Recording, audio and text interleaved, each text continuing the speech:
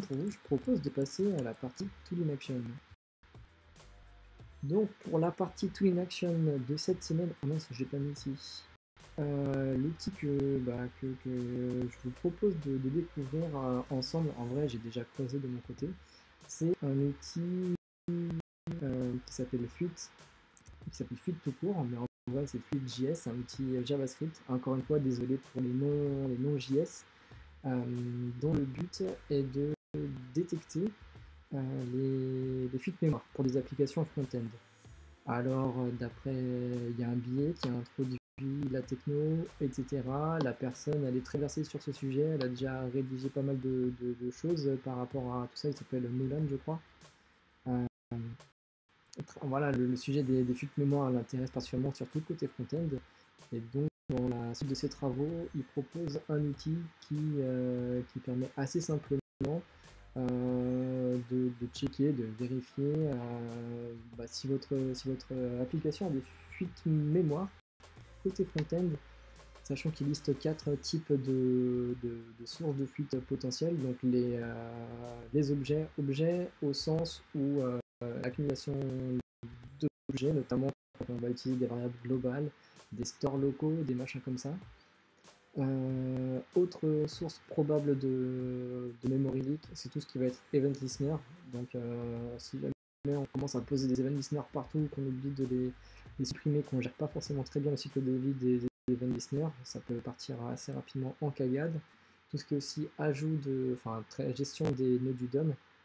Si imaginons qu'on a un bouton qui s'amuse à rajouter des divs à un certain endroit dans le code, et on se rend pas compte, enfin voilà, on laisse traîner, il y a pas mal on fait apparaître trop de divs, etc. Ça peut alourdir la mémoire, représenter une fuite mémoire.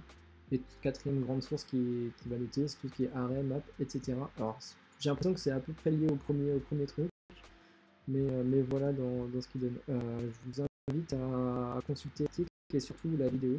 Elle est pas très longue, elle doit faire 7 minutes, enfin 6 minutes 56, dans lequel il explique tout ça avec un poil plus de détails en guise d'introduction. Il présente vraiment des applications qui sont développées pour l'occasion et qui vont à chaque fois révéler les différentes failles possibles, les différentes fuites mémoire. Et ça lui sert à présenter l'outil grosso modo. Deux dernières choses en termes de présentation. Donc là aussi, quand il en parle dans sa vidéo, mais je vais pouvoir le résumer ici. En gros, non, c'est dans l'article, je crois qu'il en parle, l'auteur. En termes de fuite mémoire, le problème, il apparaît surtout avec des applications de type SPA, où il y a une grosse gestion JS, notamment de l'état, de l'historique, etc., où on ne fait pas des vrais refresh de page, etc. Donc le navigateur, il peut pas faire jouer tous ces mécanismes de suppression des objets, de chargement total, de chargement même des objets. Donc c'est vraiment dans les applications SPA où on peut s'attendre à avoir le plus de fuite mémoire. Il évoque aussi les comment ils appellent ça, hein, les MPA, c'est quoi, Single Page Application, donc les multi-page application. J'ai oublié déjà ce que c'était comme architecture. Bref, mais voilà, le type d'application principale, c'est surtout les SPA. Ah bah je crois que c'est ici, ok. Et comment ça marche le bousin? Il va faire par défaut, il va faire un truc assez simpliste, c'est qu'il va aller, alors je crois que c'est 3. En gros, il ouvre la page que vous voulez passer en URL, c'est assez simple, ensuite URL et boum, on a un premier résultat, c'est ce qu'on va voir directement là. Et donc il va chercher les liens internes, ceux sur le même domaine, et puis l'outil va s'amuser à suivre les liens. Je crois que c'est 3 liens, et à chaque fois il va s'amuser à faire back. Et à chaque fois qu'il fait un back, il va prendre une capture de la mémoire, ou de plusieurs autres métriques. Et à la fin, au bout de 7 itérations, donc ouvrir la page, parcourir 3 liens en revenant à chaque fois en arrière et finalement fermer l'application, ça il va le faire 7 fois, ce qu'il appelle des itérations, donc il fait 7 itérations. Et à la fin de ces 7 itérations, il va y avoir une comparaison, un calcul, une comparaison par rapport à la quantité d'objets créés. Et notamment, je sais pas comment il fait, mais enfin, il y a presque open source, on peut voir, hein. mais à la fin, il va analyser les objets qui ont fait x7 ou qui sont dans un ratio de 7. On va utiliser cette itération, qui est le truc, le chiffre par défaut. Et si d'aventure ça dépasse un certain montant de mémoire accumulée, qui en plus pour un type de données particulière est un multiple de 7, alors à partir de ce moment-là, on peut considérer qu'il y a une fuite mémoire. J'ai super bien expliqué, j'ai l'impression que je ne me suis pas trop mal démerdé. Ben voilà pour le principe, le concept, le mécanisme, etc. À partir de là, je vous propose de s'amuser avec l'outil. Le problème, c'est que j'ai pas trouvé d'application de mon côté qui semblait être soumise à des fuites mémoire. J'ai envie de partir sur du concret, sur des choses que je fais au quotidien, que je maîtrise. Mais j'ai l'impression que dans les applications qu'on fait, aussi riches soient-elles, et bah, j'ai l'impression qu'on n'a pas forcément de fuite mémoire. La semaine dernière, j'ai pu montrer un vrai cas d'exemple appliqué de choses qu'on pourrait améliorer grâce à l'outil. Là, c'est un peu plus compliqué. Et une des raisons de ce truc-là, c'est que, alors peut-être que c'est une liste de conclusion déjà un petit peu avant l'heure, mais j'ai l'impression que dès lors qu'on utilise un framework moderne et qu'on l'utilise bien en suivant la doc, bah, normalement les technos nous protègent et se chargent de bien gérer tout ça pour nous. Quoi qu'il en soit, allez, il est temps de passer à l'action. Alors, on peut voir que j'ai testé des choses. J'ai créé un nouveau répertoire, Fluid.js. Normalement, il n'y a pas grand chose dedans. C'est bon, ça passe en termes de taille d'écran, tout ça. Vous me direz. Ah, j'ai déjà. Ok, ouais, parce que j'ai déjà déclaré le projet ID pour pas me prendre la tête. On va se faire un petit npm init de famille.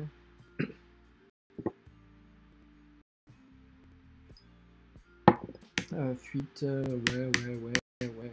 Ok, c'est. Bon, test pareil, ouais. Licence, allez, oh, vas-y, ouais, yes, hop, m'en fous. C'est juste pour s'amuser. Ok, ensuite on va, bon, pour le coup, on va se faire un petit npm install. On va installer Fuite. Je pourrais utiliser npx, mais on verra que si je veux passer. Ah, c'est pas ça, ok. Si je veux passer, si je veux avoir bénéficié des bons outils de debug, j'ai besoin d'installer soit en local, soit globalement. C'est quoi son délire à lui? Tout de suite. C'est Fuite-JS. Bah non, pourtant. Oh putain, bah ça commence bien. JS, Fuite. Sinon, on passera par npx. Ah putain, quel enfer. Bon, j'ai mal tapé un truc ou le jeu de. Voilà, faut que je spécifie le nom de. C'est quoi ce délire? Alors, n'hésitez pas à me conseiller, hein, vous voyez que je suis nul en code. Pour pas changer. Je sais que dans la doc il est dit qu'on peut y aller de façon programmatique, blablabla. Et bah. Bon, et bah tant pis, on va faire ça. Voilà, quand même. Je sais pas faire une PM install, sans déconner. Bon, mais on est sérieux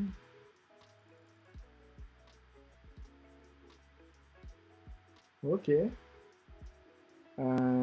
C'est chelou. Et bah, je m'en cogne. Alors, on va faire autrement, npx. Non, mais déjà, j'ai comme qui dirait un doute là, on va tout de suite. Allez, un petit coup de CTRL R. Ok, on peut se détendre vite fait. CTRL R. Si on tape fuite. J'avais quoi d'autre? On va le faire simple. On va la faire simple. Bon, ok, c'est trop con. On va tirer ce truc là. npx fuite. Donc là, j'ai lancé fuite sur le site vitrine de pit.fr. Du coup, c'est une application en mixte en mode SSR. Non, même pas SSR. Non, c'est pas SSR.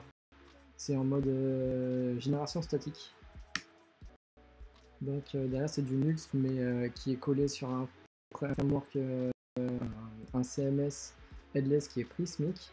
Et à chaque fois qu'il y a une modif des données, bah, nous on recrée le site et on recrée les assets statiques, on les compile, etc. Et après on héberge ça, je sais plus où. Si sur Scalingo. Scalingo, mais devant il y a un CDN qui est Balin, un CDN français.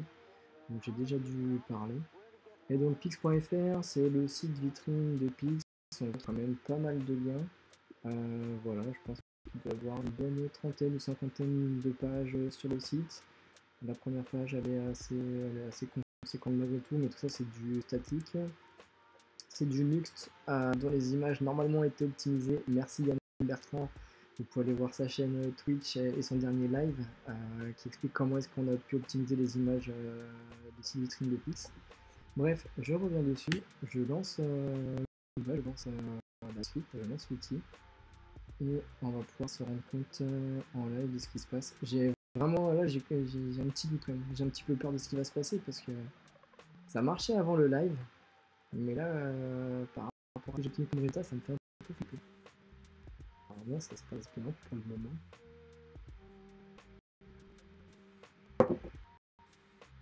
Ah, il télécharge un Chromium, génial. J'espère que ça passe bien la connexion de votre côté.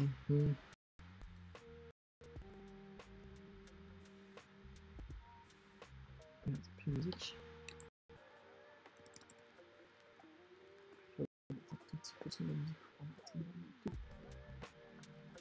Voilà. Okay. Alors, URL.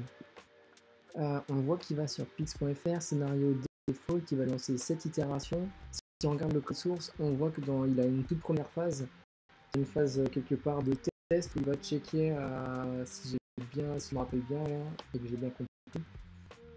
Je crois que c'est là qu'il va sélectionner les liens qu'il va suivre et puis il faut aussi les vérifier au passage avant de vraiment lancer les itérations. Il me semble. C'est pour ça qu'on voit test 1 sur 3. Je pense qu'il est en train de sélectionner 3 liens, ou qu'il en a trouvé pas plus que 3, ça m'étonnerait quand même. On a vu qu'il prenait aussi. Quoi? Il prenait aussi des captures pour la taille mémoire, pour pouvoir ensuite faire ses comparaisons de tous les tests. Okay. On peut avoir pendant ce temps-là, par défaut, il lance un Chromium en mode non visible, en mode complètement headless. Mais ce qui va m'intéresser ce soir, c'est de le faire en mode debug, notamment pour vous montrer ce que ça fait. Et parce que quand on crée des scénarios, oui, parce que l'outil il permet quand même de créer des scénarios un peu plus avancés, bah ça on a besoin des outils de debug, c'est pas toujours très facile d'aller constituer son scénario, sachant que derrière ça lance un Puppeteer, ça lance un Chromium, ça lance la totale, donc ça lance tout ce genre de choses. Juste pour se faire une petite idée, en attendant qu'il finisse ses tests, voilà, on va se faire un petit test normalement. Et la première page trouvée, j'ai l'impression, je sais pas comment il s'y prend. Donc voilà, petite page ici définie. Alors, il voit déjà qu'il y a un memory change, mais pour le coup, pour autant, il considère que c'est pas un memory leak. Donc, j'imagine qu'il considère que la taille des objets qui ont été déclarés, ajoutés, elle n'est pas si énorme, et qu'il n'a pas dû y trouver des choses compromettantes modulo 7. Donc, c'est sûrement pour ça qu'il nous dit leak detected non.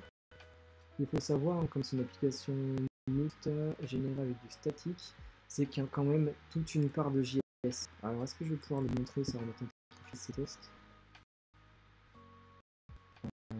Mon PC commence à trop ramer. Ouais, un des problèmes de fuite, je sais pas quelle mesure c'est un problème, mais apparemment il consomme un petit peu de mémoire quand même. Donc quelque chose qui est... Bah, comme souvent, ces outils-là hein, qui calculent, qui font des choses par rapport au calcul de la mémoire, bah ça consomme aussi. Donc voilà, est-ce quelque chose de JS je sais pas s'il y a des choses intéressantes à montrer côté JS, mais en tout cas, il se passe des choses. On peut regarder le histoire.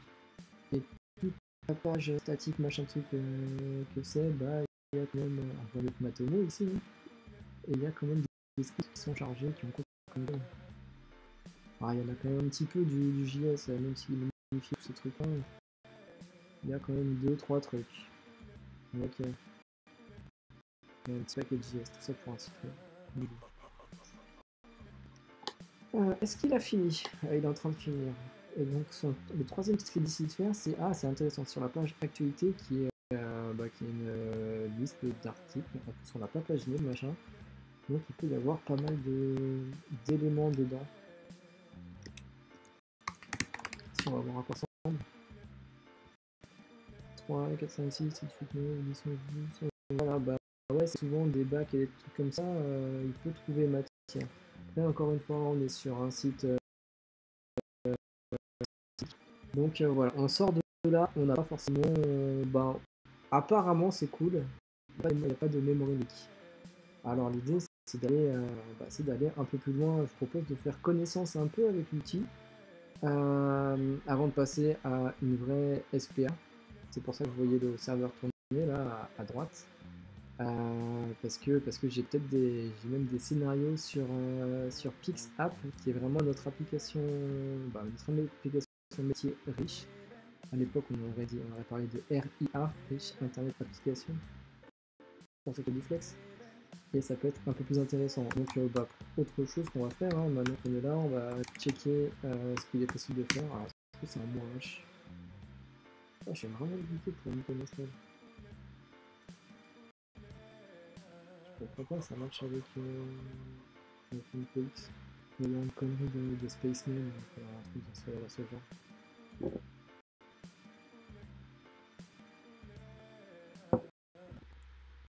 Mais c'est à chaque fois, il télécharge univers, ça va pas le faire du tout. Oh putain, il télécharge un chrono, sans déconner.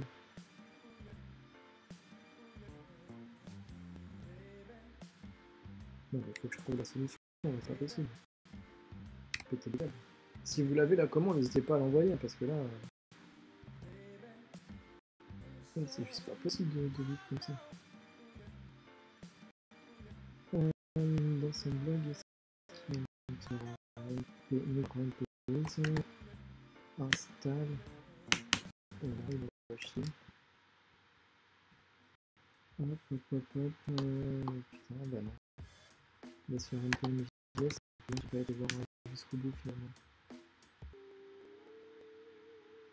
Alors, ça cherche fuite.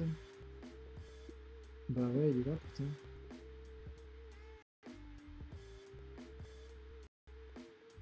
Ok. Non, bah ça va être le revenu à rien de plus. Est-ce que je peux faire bah non, je peux pas. Je suis vraiment bloqué. Bon bah fuck. Alors, on a un Outfile. Ok, on va jouer avec. On va aussi jouer avec le snapshot. Ça va être intéressant. Quoi d'autre qu'on peut faire en one shot avant de passer à des trucs un peu plus costauds.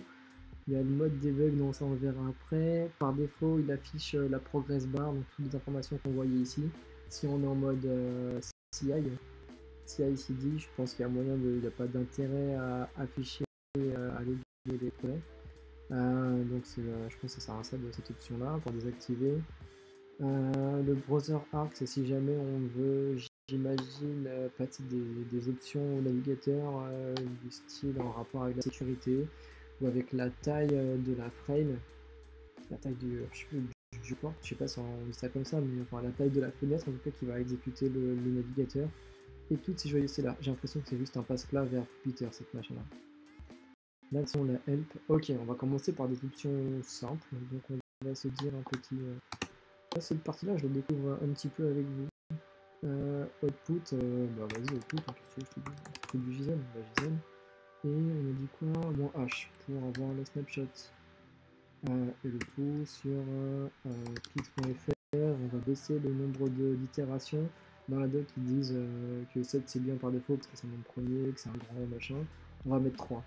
Je pense qu'on va faire ça, on va mettre 3. Moins I3. Allez hop. On va accélérer le bordel.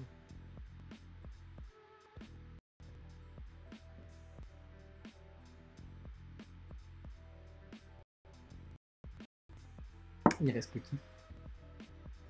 Il reste une personne. Ah, c'est comme d'hab, hein. Dès que c'est pas visuel, c'est compliqué.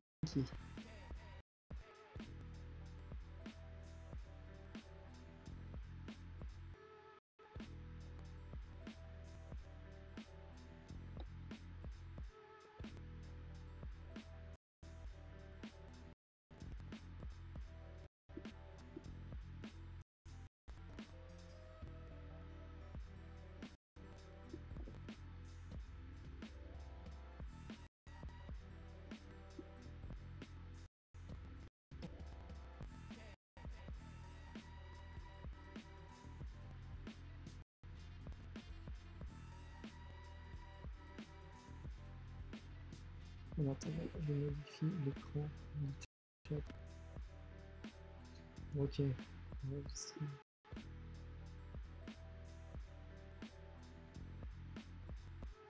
Alors.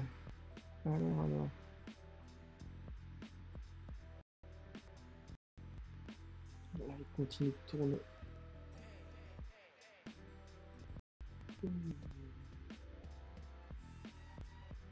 Bon, sinon ça va.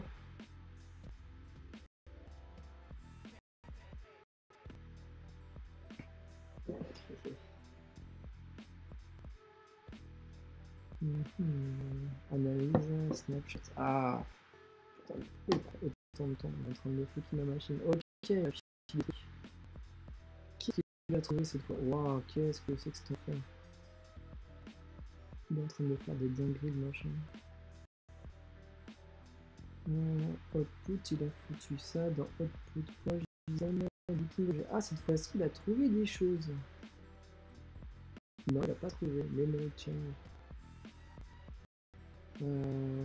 C'est assez particulier à lire ce machin-là. Il veut qu'on ajoute un système très objet entre un bac.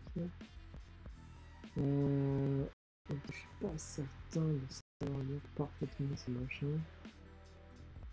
Oh là, qu'est-ce qui se passe? Ok, ouais, il est en train de continuer son petit faire. Ah, c'est parce qu'il est plus sur la même page. Tout à l'heure, il était sur la page actualité, là, il est sur partenaires institutionnels. Donc, vraiment, il a choisi des pages un peu au pif. D'accord, c'est intéressant. Là, on a le détail. J'ai l'impression qu'on a le détail pour chaque objet. C'est là où on voit quand même que Nux, pour un site grand public, avec quand même du volume, du contenu, de la diversité aussi dans les contenus, des médias, des vidéos, des images, du texte, toutes ces formes. C'est là qu'on voit quand même que Nux est plutôt bien foutu. Hein. Ah, c'est défini bien par actualité, ok. On voit qu'il a généré before, after. Ok, il peut faire cette analyse parce qu'on lui a demandé de générer des snapshots. Et donc c'est comme ça, il nous indique même où est-ce qu'il les a mis. Alors c'est private par folders. Ok. Ça a un peu une tête de Docker, mais je pense pas que c'est Docker. Non, c'est pas Docker. Ok, on a quelque chose. Voyons voir les sources. Effectivement, on a un fichier output.json. Si je la fais juste la fin.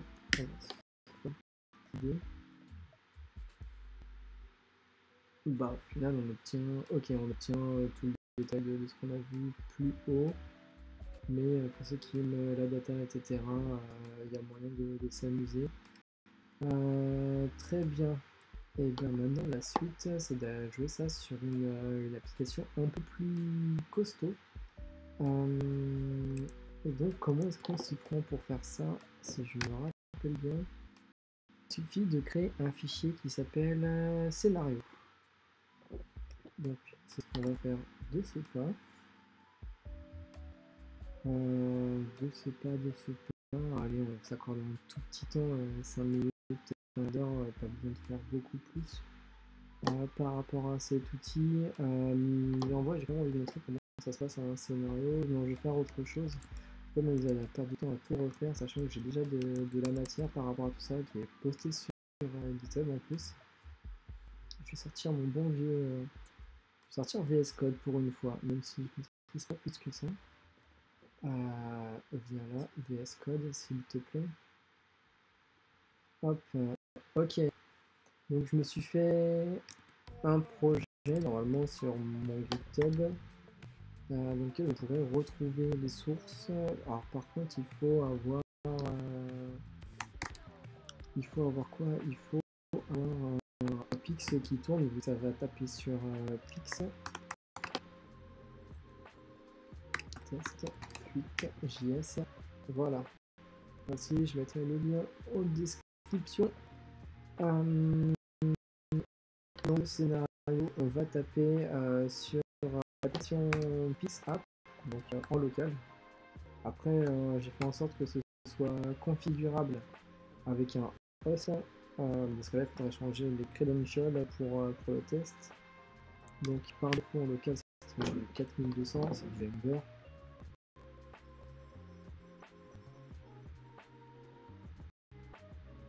Ok.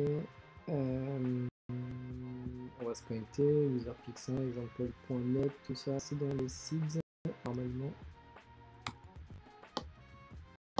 En espérant que ça passe. Sinon après j'ai déjà montré pas mal de choses par rapport à l'outil. Donc ça peut déjà suffire comme introduction ou comme présentation. Là il prend du temps parce que ma connexion est en train de lever. On voit qu'il est en train de charger les différentes données, tout ça c'est vert pour l'instant. Effectivement l'application elle tourne bien mais c'est juste que tout est hyper lent. Ok, ça arrive. C'est comme l'autre fois. Voilà, on essaie de faire le travail sur la perf, sur le stream, sur une machine qui est pas calée. Ça va être le drame. On va lancer, puis si je vois que ça donne rien, je vais couper, puis on s'arrêtera là.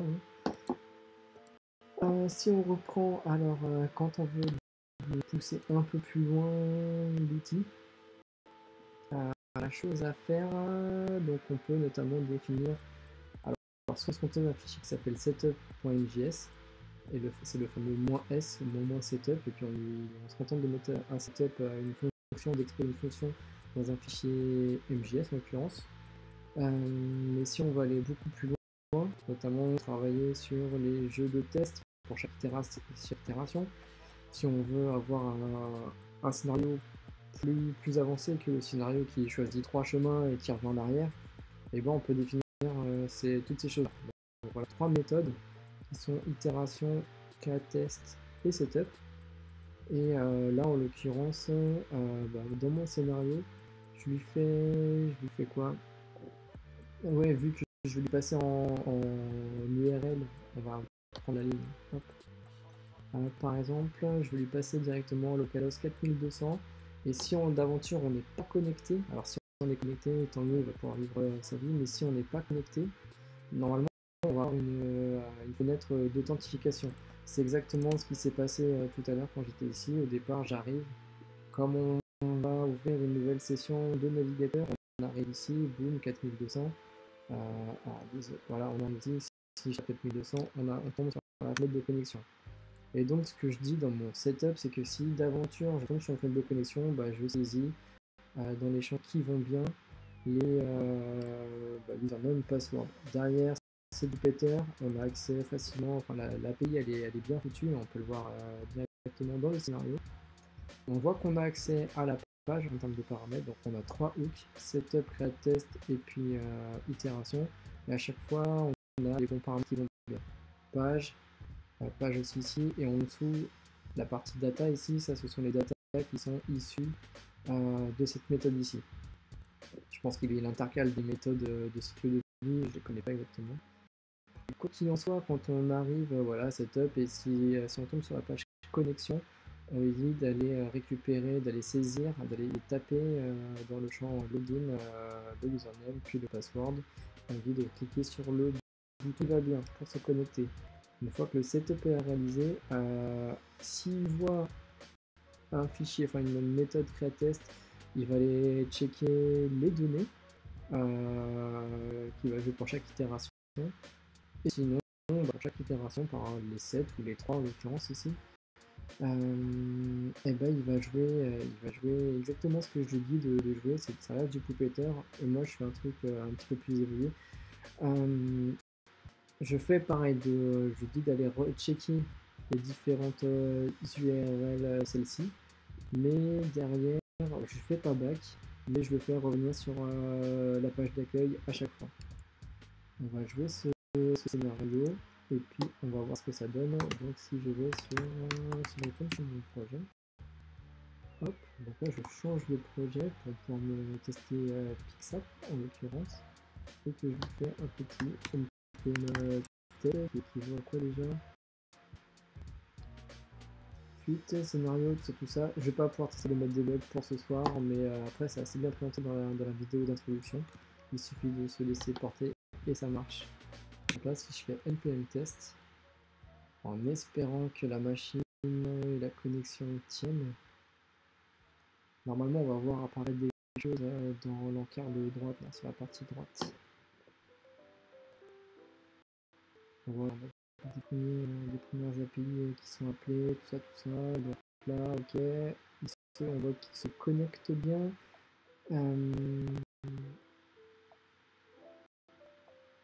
Qu'est-ce qui passe? Ah, il a eu du mal, apparemment il n'arrive pas à générer des logs dans le répertoire var, folders, machin truc. Ou alors il y a peut-être des erreurs. Ah non, il log des erreurs. Ah bah tiens, on va en prendre une, on va voir ce qui s'est caché.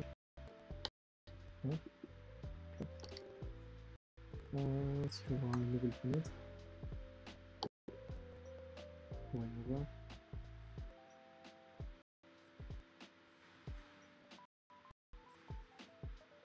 Ok. Si je fais un petit 4,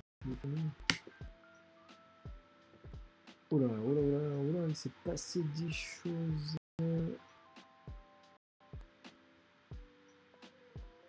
Je sais pas lire ce genre de truc. Je sais pas, peut-être qu'Amber s'est cassé la binette. Je sais pas. J'ai essayé tout à l'heure quand j'ai fait mes tests.